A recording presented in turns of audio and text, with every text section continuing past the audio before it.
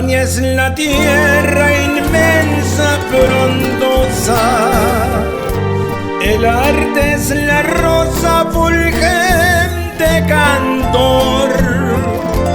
La magia, el hechizo le llegó al cantor, le inspiró tu nombre a José Asunción. Flores es el nombre que suena candente, caminando siempre junto al gran Manú. Ellos no se fueron, aquí están presentes, brindándonos siempre alma y Moraiju.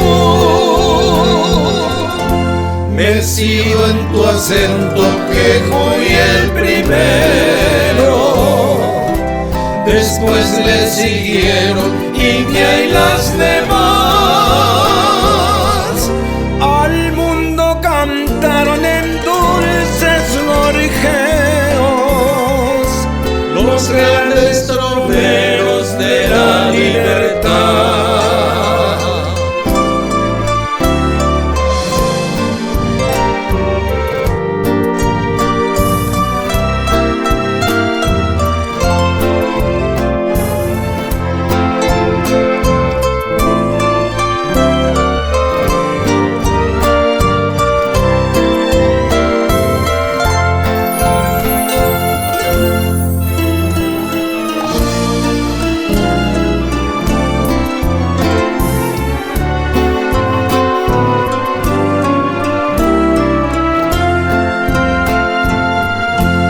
Guarania es el canto que humedece el llanto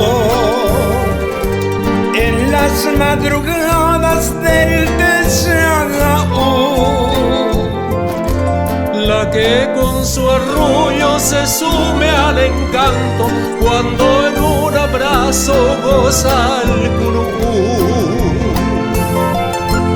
Flores es el nombre que suena candente, caminando siempre junto al gran Manú.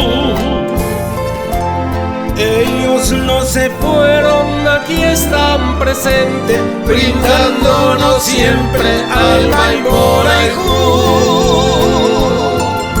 Mecido en tu acento quejo y el primero, después le siguieron India y las demás. Al mundo cantaron en dulces gorjeos los grandes troveros